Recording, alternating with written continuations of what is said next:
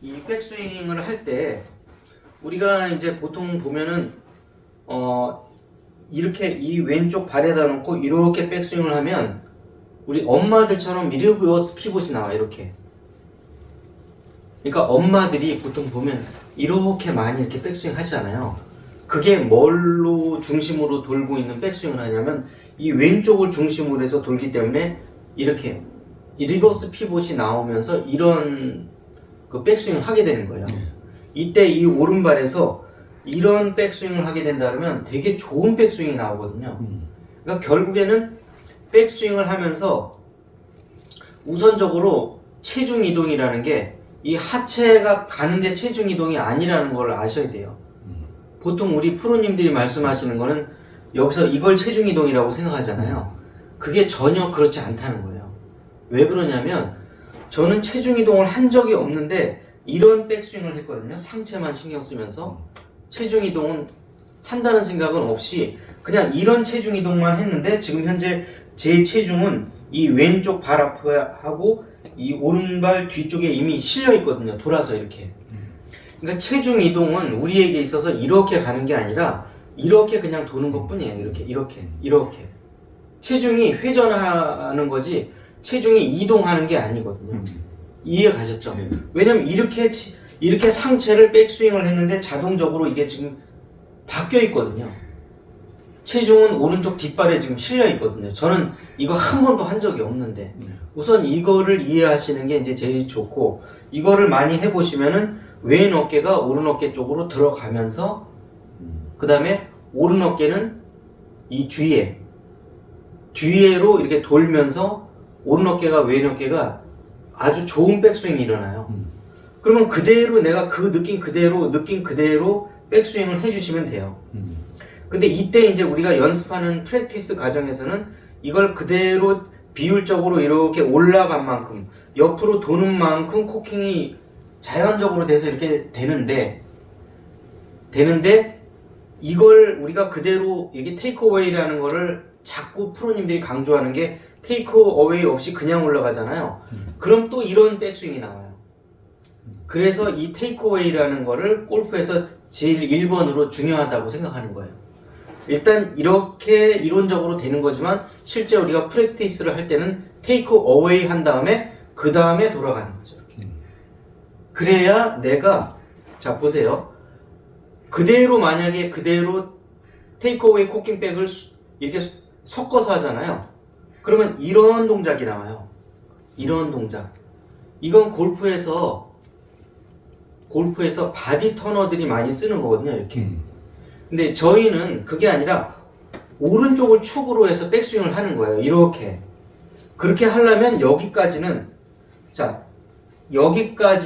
일단 테이크어웨이가 와야죠. 이렇게. 그래야 이런 동작이 나오잖아요. 그러니까 테이크어웨이 코킹백을 이렇게 하라고 하는 거예요. 자꾸. 요까지 그럼 됐죠. 요까지 이제 해결이 됐습니다. 여기서 다운스윙이 이제 문제잖아요. 이 다운스윙을 할 때 제일 좋은 거는 물론 기초 과정에서 오른 어깨가 오른발로 떨어지면 거의 다 좋은 동작이 나오는데 만약에 이제 회원님께서는 지금 이게 어느 정도 예습이 되셔서 지금 너무 좋은 동작이 나오기 시작했거든요. 그랬을 때는 다시 중상급자나 프로들처럼 비슷한 동작이 나오려면 어떻게 되냐면 여기서 스타트를 할 때 오른 어깨가 무조건 내려가는 게 아니라 왼 어깨가 내려가 있는 상태에서 여기에서 이 상태가 됐죠? 선수들의 평균 이 어깨 각도가 40도예요. 요게 45도고 공이 이렇게 있으면 공 앞에 이렇게 공 앞쪽에 내 가상선상에 이 끝이 여기를 향하게 돼요. 공 앞을. 근데 45도로 이렇게 하게 되면 거의 공을 바라보게 돼. 공을 거의 바라보게 돼요. 일반 로리 맥기로이 같은 경우나 타이거 우즈급 프로들은 우리가 일반인이 그렇게 되면 좋은 자세인 건 알지만 공을 칠 수가 없거든요. 그래서 이 평균 디그리가 40도로 이렇게 들어가는 거예요. 그 다음에 다운스윙을 할 때는 약 한 50도로 내려와요. 그러니까 옆에서 보면은 40도로 갔다가 오른쪽이 떨어질 때는 50도로 떨어지거든요. 이렇게 50도로 더 가파르게 떨어지거든요. 네. 그런 면에서 이제 오른 어깨가 먼저 떨어져야 그 동작이 나오는데, 일단은 그 동작이 나왔으면 그 다음부터는 어떻게 되냐면, 다운스윙을 할 때 보통 프로들이 이 왼쪽 어깨가 내려가 있는 상태에서 그대로 손만 내려옵니다. 이렇게 딱 손만 내려와요. 근데 왜 손만 내려오냐면, 손만 내려와도 왼쪽 어깨가 미세하게 돌기를 시작해요. 이미. 그러니까 우리가 프로님들이 말씀하시는 이거부터 열어라 이렇게 됐을 때는 내리기만 해도 이만큼이 정상 디그리로 열리는데, 거기에 내가 더 열어주려고 하면 이미 이건 늦었다는 거죠. 이거 아웃스윙밖에 안 들어오거나 뒤로 이렇게 나오는 거죠. 그래서 어떤 느낌이냐면, 정상급 프로들의 그런 일례를 보게 되면 테이크어웨이 와서 코킹 백이잖아요. 이 상태에서 손만 내리는 느낌으로 내리는 거예요. 이렇게. 그러니까 보통 보면 이렇게 내리라고 하죠. 이게 아니라는 거죠. 이게 아니고 손만 내려도 이 동작이 나온다는 거죠. 예. 그럼 도대체 체중 이동이 뭐냐면 체중의 회전이란 얘기죠. 그 코치들이 생각하는 체중 이동은 이런 게 아니고 뒤꿈치를 살짝 띄었다가 밟는 요 정도라는 거죠. 이렇게.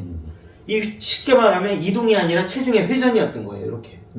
예, 회전이라는 거죠. 이렇게. 그러면은 상하체의 다운 동작에서 제일 좋은 거는 올라갔을 때 살짝 밟아주는 거죠. 살짝 밟아주는 게 우리가 어느 정도 밟아주는 거냐면 걸어갈 때보다 조금 더 꾹 밟는 요 정도. 이게 아니라는 거죠. 절대 이게 돼서는 잘 칠 수가 없는 거고, 만약에 이렇게 보인다 하더라도 그대로 그걸 따라하면 안 된다는 거죠. 이해 가셨나요? 왜? 우리는 살짝 밟거나 아니면 그대로 손만 내리고, 자 보시면, 그죠? 결국 이렇게 연결이 돼 있는 거죠. 우리의 내부의 근육이. 그렇죠? 자, 이 상태에서 그러면 이렇게 연결이 돼 있다면은 이걸 살짝 밟으면 어떻게 되겠어요? 살짝 밟는 순간 밟는 순간 내려오죠. 이게 우선 연결이 돼 있기 때문에. 그렇죠? 내려오고 이때 손만, 이 상태에서 왼쪽 어깨가 내려가 있는 상태에서 손만 내렸는데도 불구하고 어깨는 돌기 시작한다는 거죠.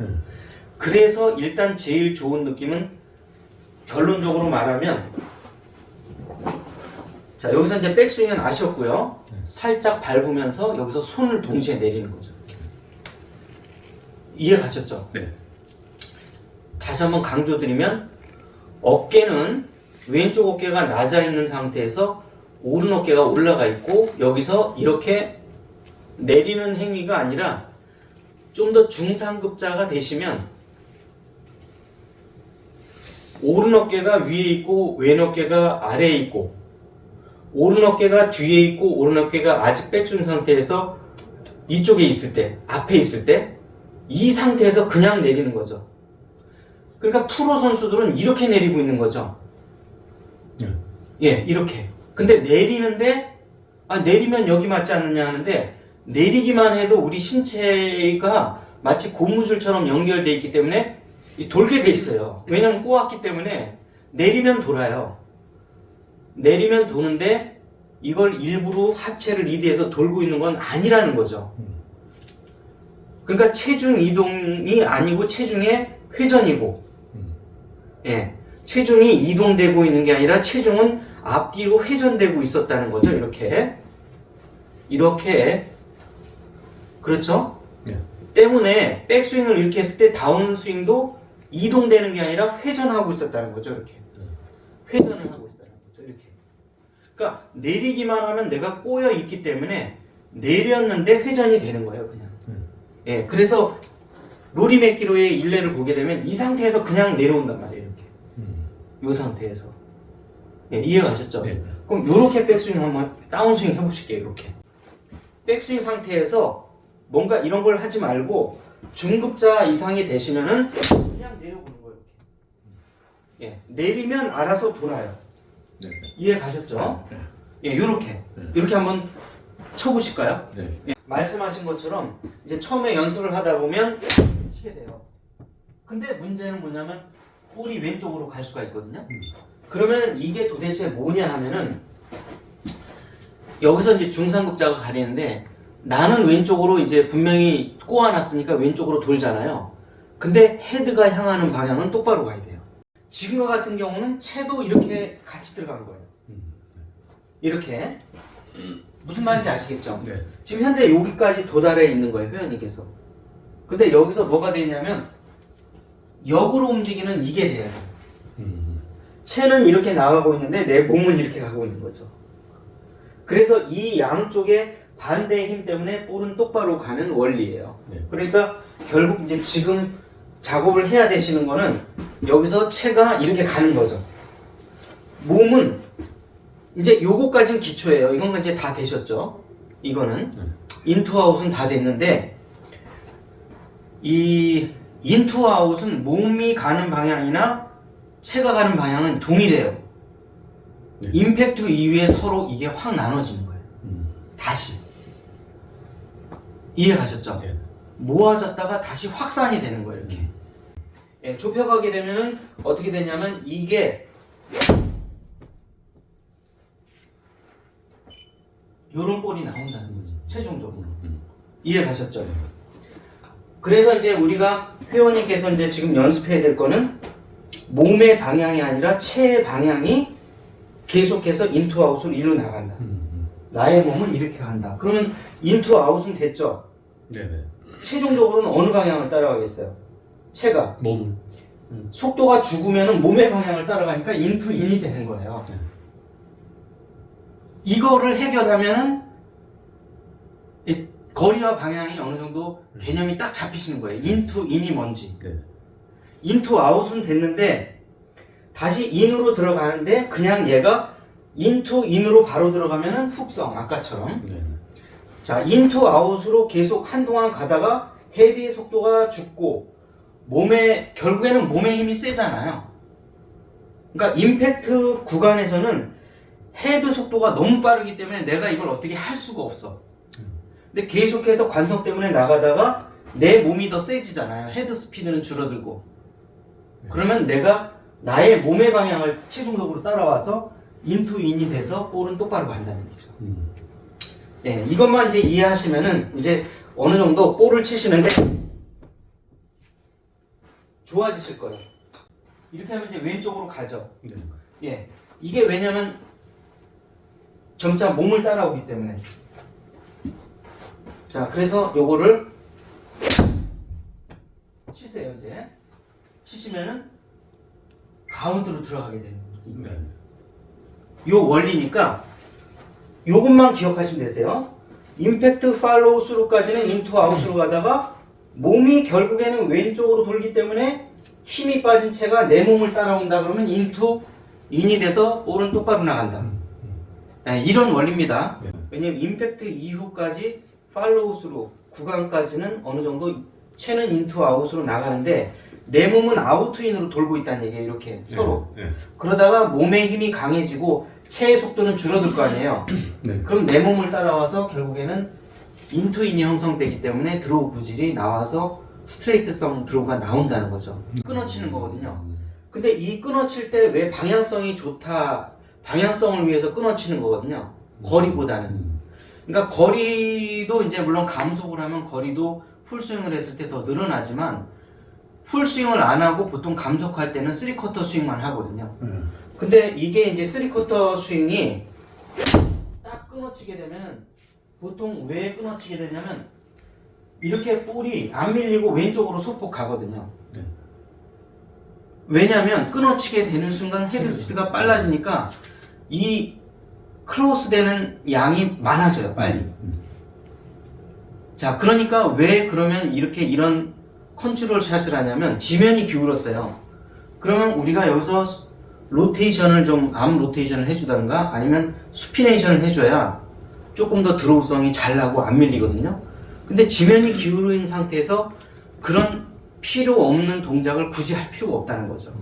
그러면 딱 끊어주는 순간 헤드 스피드가 순간 빨라지기 때문에 얘가 빨리 닫힌다는 거죠. 네. 자, 여기에서 우리가 이 헤드가 제일 무거워요. 여기가 제일 가볍고. 그러면 날아가던 채가 끼익 하고 브레이크를 잡으면 어디부터 갈까요? 무거운 부분부터 가게 돼 있어요. 이해 가시죠? 네. 예. 무거운 부분부터 날아가기 때문에 그래서 얘가 채가 닫히는 거예요. 이게 감속하는 순간. 네. 브레이크를 밟으면 끼익 하면서 얘가 먼저 돌아간단 말이죠. 네. 예. 아무리 쳐도 볼이 오른쪽으로는 밀릴 수가 없어요. 그러면 그게 어느 타이밍에 감속을 해야 되는지. 감속은 여기에서 뭐냐면 여기서 가속을 하잖아요. 감속은 어디에 하면 요 P6나 요게 P5거든요.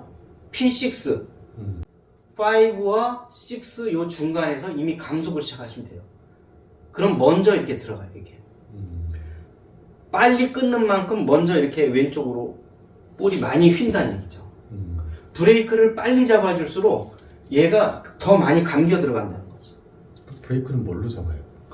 브레이크는 여기서 이 코어로 잡는 거죠. 이렇게 골반하고 코어로 이렇게 골반이 지난 시간에 보면 600rpm으로 돌다가 갑자기 임팩트 P5 시점에서 벌써 이게 줄어들기 시작해서 P6에서는 이미 200rpm으로 천천히 실제 멈춰 있다는 얘기죠. 이게 채를 기다리고 있다는 얘기죠. 지나갈 때까지. 우리가 이제 프로님들 그 레슨할 때 엄청 헷갈리는 게 있는데, 자, 앞에서 빠른 속도로 나도록 하세요. 그래갖고 요 가다가 앞에서 빨리 내리지 하면은 폼이 다 망가져요. 그 이유가 뭐냐면 우리가 이 P6나 P5에서 감속이라는 걸 모른다는 얘기죠. 감속만 해도 여기서 알아서 얘가 여기서 빨라지거든요. 이해 가셨죠? 네. 그러니까 반대죠. 오히려 감속을 여기서 시작을 해야 이 앞에서 소리가 커지는 거죠. 근데 우리는 그걸 잘못 알아듣고 여기 앞에서 감속을 여기서 감속을 모르니까 여기 가다가 여기서 더 가속해야 되는구나. 그거를 여기서 가속해야지 이렇게 하면 이건 가속이 아니라 감속이 된단 말이죠.